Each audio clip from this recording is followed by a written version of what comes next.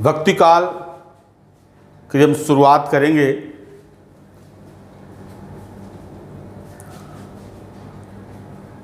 इसे हिंदी साहित्य में स्वर्ण काल माना जाता है। इसका कैनवस बहुत बड़ा है, कई प्रश्न इससे उठते हैं। एक तो भक्ति काल का उद्भव कैसे हुआ, एक प्रश्न ये उठता है। दूसरा, अलग अलग धाराओं पे प्रश्न उठता है, जैसे संत काव्य धारा की प्रवृत्तियों पर विचार कीजिए, राम काव्य धारा की प्रवृत्तियों पर विचार कीजिए, संत काव्य धारा की प्रवृत्तियों पर विचार कीजिए, सूफी काव्य धारा की प्रवृत्तियों पर विचार कीजिए, कृष्ण काव्य धारा की प्रवृत्तियों पर विचार कीजिए। बारी बारी से इनको हम करेंगे। और एक जो अंतिम क्वेश्चन सबसे महत्वपूर्ण होता है, भक्ति काल की विशेषताओं को दर्शाते हुए क्या यह कहा जा सकता है कि भक्ति काल स्वर्ण काल है? पहला प्रश्न है, भक्ति काल का उद्भव कैसे हुआ? भक्ति काल को एक महज धार्मिक आंदोलन के रूप में नहीं देखना चाहिए। यह एक ऐसा आंदोलन था जो गहरे मानवीय सरोकारों से जुड़ा हुआ था। और उस समय भक्ति की धारा से जन जन अनुप्राणित था।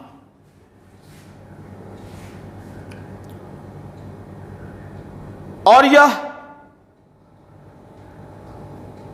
सांस्कृतिक संघर्ष की पृष्ठभूमि में उपजा आंदोलन था। इसमें लोक तत्व को प्रधानता दी गई है। यह कैसे उद्भव हुआ, कब आया,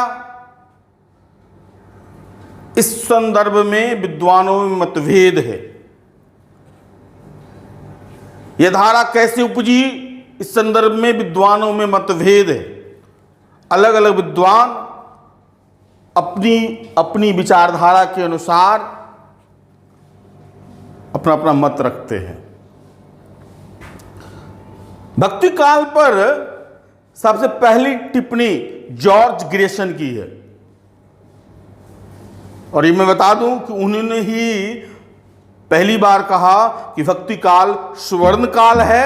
और 6th सेंचुरी BC का जो धार्मिक सुधार आंदोलन था और आधुनिक नव जागरण आंदोलन से जो था, उससे भी बड़ा आंदोलन था। अर्थात 6th सेंचुरी BC का जो सामाजिक धार्मिक सुधार आंदोलन था, जिसकी गूंज आज भी सुनाई देती है, और नव जागरण आंदोलन जिसके कारण हम आधुनिकीकरण की दिशा की ओर अग्रसर हुए, हमारा राष्ट्रवाद की भावना को स्वीकार करते हुए आजादी प्राप्त किया, उससे भी बड़े आंदोलन के रूप में इसकी व्याख्या जॉर्ज ग्रेसन ने की। परंतु इसकी उत्पत्ति के संदर्भ में वो कहते हैं कि कोई हिंदू नहीं कह सकता कि इसकी उत्पत्ति कब हुई, कैसे हुई, कहां से आई। वास्तविक में यह बिजली के समान अचानक पैदा हुई। मेरे अनुसार यह ईसाइयत की देन है। वो तर्क देते हैं कि दूसरी तीसरी शताब्दी में मद्रास में बसे ईसाइयों की करुणापरक भक्ति के प्रभाव से यह पहले दक्षिण भारत में अनुप्राणित हुआ और फिर वहां से अलग अलग कारणों से, अलग अलग प्रभावों से उत्तर भारत में फैला। परंतु इस मत से सहमत नहीं हुआ आस्था है, क्योंकि लगभग 400 से 500 वर्ष पहले, यानी सेकेंड सेंचुरी बीसी से पहले ही उत्तर भारत में भागवत संप्रदाय में करुणापरक भक्ति का प्रभाव चारों तरफ फैला हुआ था। ईसाई धर्म की उत्पत्ति से लगभग 200 वर्ष पहले ही संपूर्ण उत्तर भारत में करुणापरक कृष्ण भक्ति का प्रभाव था और इस कारण हजारी प्रसाद द्विवेदी कहते हैं कि यह अचानक बिजली के समान नहीं आया, बल्कि इसके मेघखंड पहले से ही तैयार हो रहे थे।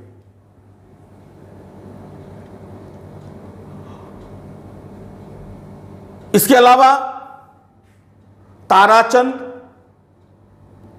आबिद हुसैन और हीगल जैसे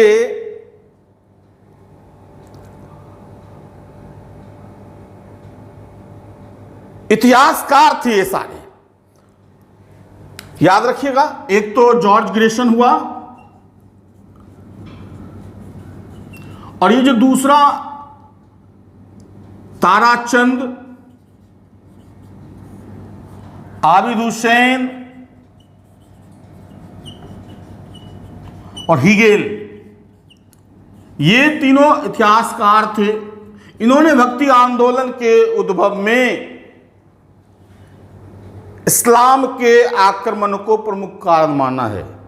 उनके अनुसार इस्लाम के आगमन के बाद उसके साथ आए सूफियों की समन्वयवादी विचारधारा, एकेश्वरवादी विचारधारा के प्रभाव से पूरा उत्तर भारत भक्ति धारा में अनुप्राणित हो गया। परंतु इस मत से भी सहमत नहीं हुआ था, क्योंकि अगर इस्लाम के आगमन से, आक्रमण से भक्ति धारा अनुप्राणित होती तो सबसे पहले यह सिंध में होती, जहां पहली बार आक्रमण हुआ, पहली बार इस्लाम का कब्जा हुआ। मार्क्सवादी इतिहासकारों का मानना है कि मध्यकाल में भवन निर्माण में लगे हुए,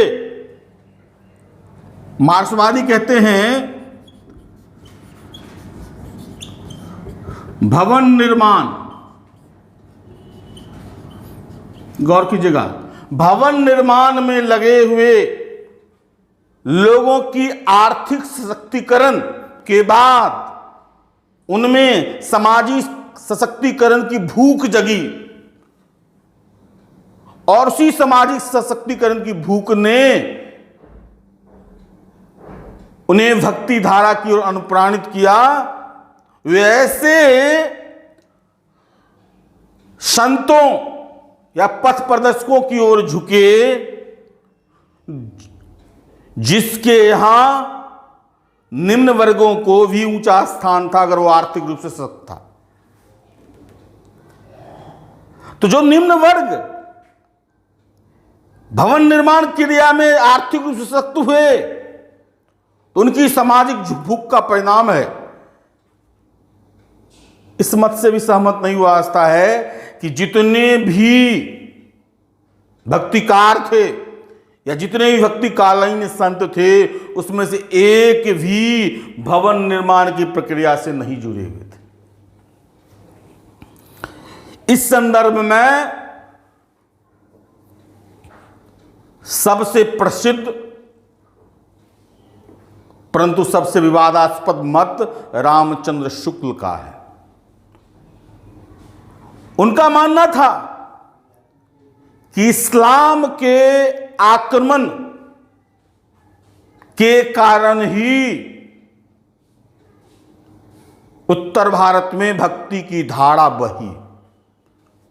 उनका कहना था कि इस्लाम के आक्रमण के दौरान हिंदुओं के पूज्य पुरुष अपमानित किए जा रहे थे।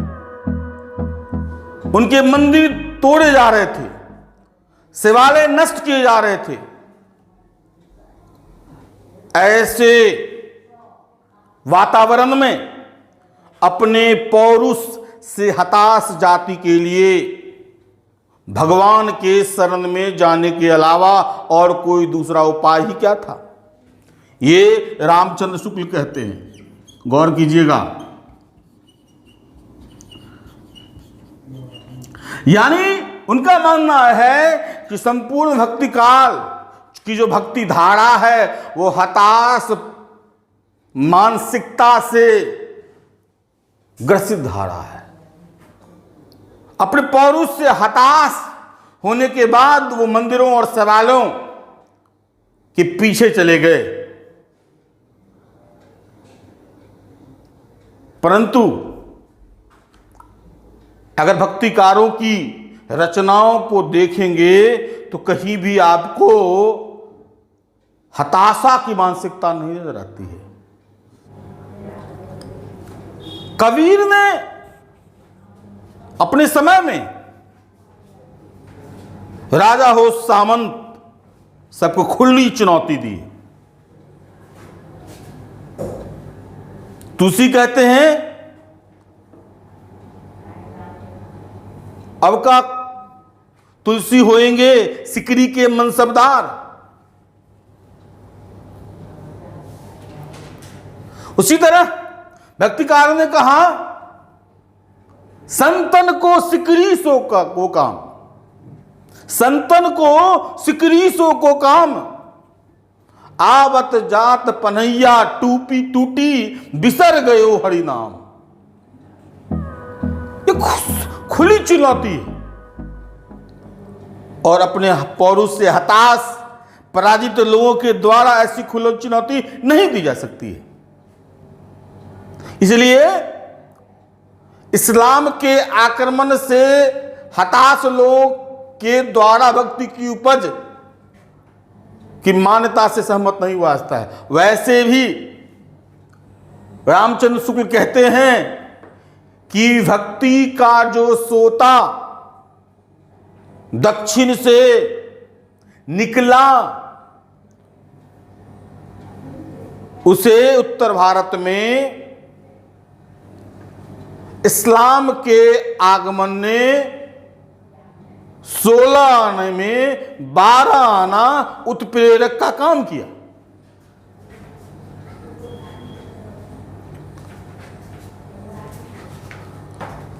परंतु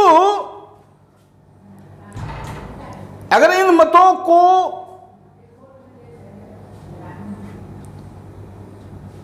अलग रख दें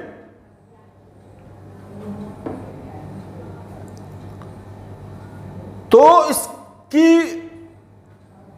वास्तविक स्थिति का पता चलेगा।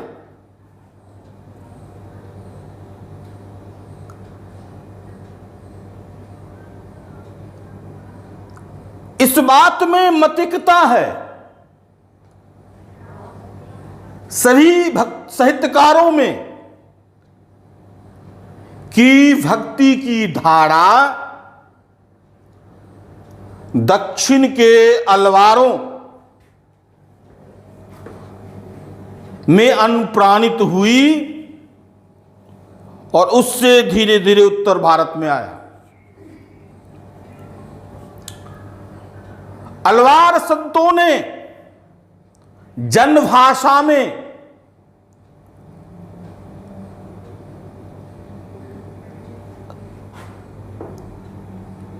निम्न लोगों की भक्ति भावना को आवाज दी और बताया भगवान और भक्त के बीच किसी माध्यम की जरूरत नहीं है।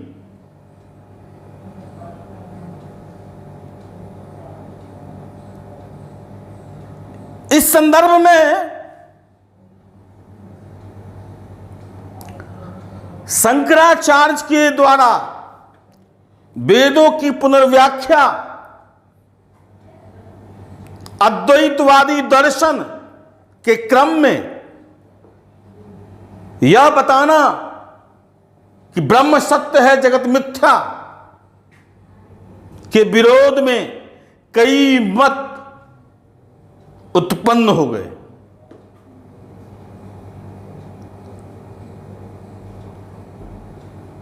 और इन विभिन्न मतों के द्वारा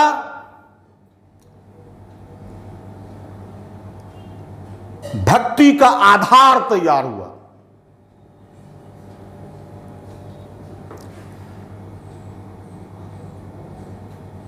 या आप यूं कह सकते हैं कि भक्ति का दार्शनिक आधार तैयार हुआ। इस संदर्भ में रामानुजाचार्य का आगमन क्रांतिकारी रहा है।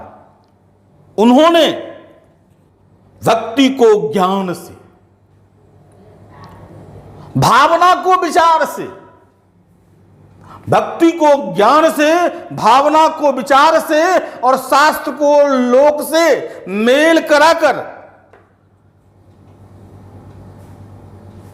भक्ति धारा को दार्शनिक ऊंचाई पर पहुंचा दिया। रामानुजाचार्य के द्वारा ही प्रपत्ति मार्ग का दार्शनिक प्रतिपादन किया गया। और जिस तरह अलवारों के यहां भक्ति के द्वार सभी के लिए खुल गए, उसी तरह रामानुजाचार्य की परंपरा में भक्ति के द्वार सभी के लिए खुल गए। रामानुजाचार्य की परंपरा में ही रामानंद आए, जिन्होंने दक्षिण से भक्ति की धारा को उत्तर लाया। भक्ति द्रविड़ उपजे लाए रामानंद। भक्ति द्रविड़ उपजे यानी दक्षिण उपजा, लाए रामानंद। और रामानंद की परंपरा में ही दो धारा बनी,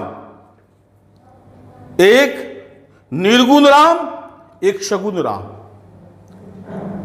निर्गुण राम की महत्ता का प्रतिपादन कबीर के द्वारा हुआ और सगुण राम के महत्ता का प्रतिपादन तुलसी के द्वारा हुआ।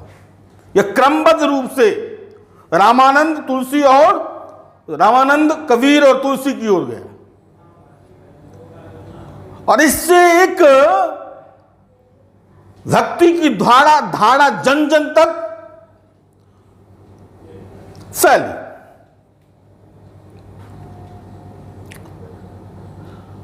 इस संदर्भ में पुष्टि मार्ग का भी महत्वपूर्ण योगदान है। वल्लभाचार्य के द्वारा प्रतिपादित पुष्टि मार्ग और उसके अष्टछाप कवियों ने, विशेषकर शूर ने, भक्ति में दर्शन और लोक तत्व का अनोखा समन्वय करके भक्ति को दार्शनिक आधार देते हुए उसे जन जन तक जोड़ दिया। भक्ति में दर्शन और लोक तत्व का समन्वय।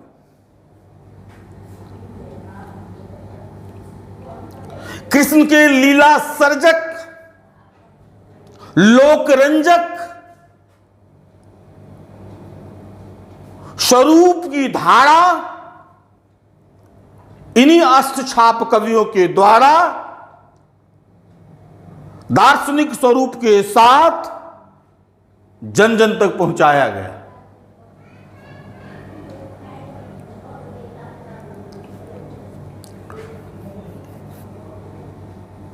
इस संदर्भ में सूफियों के द्वारा जाति एवं संप्रदाय के भेद को मिटाकर एक समन्वयी भक्ति धारा को प्रस्तुत किया गया, विशेषकर चिश्तिया संतों के द्वारा।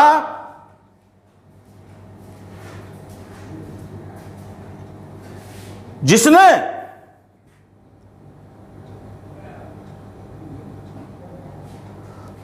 भक्ति धारा में एक समन्वयवादी स्वरूप को उत्पन्न किया।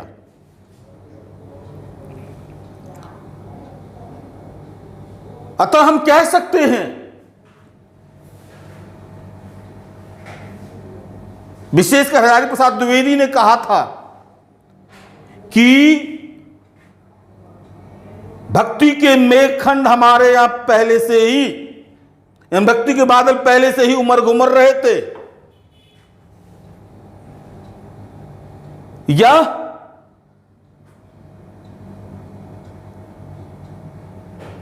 भारत की प्राणधारा का ही विकास है। अलवारों से होते हुए, सिद्धोनाथों की परंपरा होते हुए,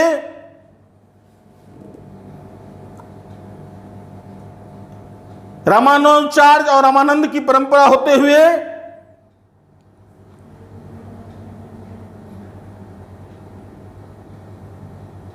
भक्ति का बादल उत्तर भारत में बरसने लगा। निश्चिततः इस बात से इनकार नहीं किया जा सकता है कि इस्लाम के आक्रमण ने उत्प्रेरक का काम किया, और हजारी प्रसाद द्विवेदी भी स्वीकार करते हैं कि भक्ति धारा के आने में 16 आना में 4 आना इस्लाम का योगदान है। तो कैटलिस्ट उत्प्रेरक का काम किया, लेकिन यह प्राण धारा पहले से ही विकसित हो रही थी, जिसमें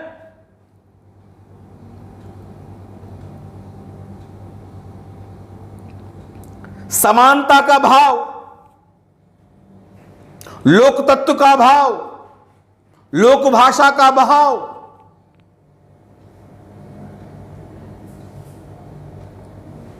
लोक मंगल का भाव,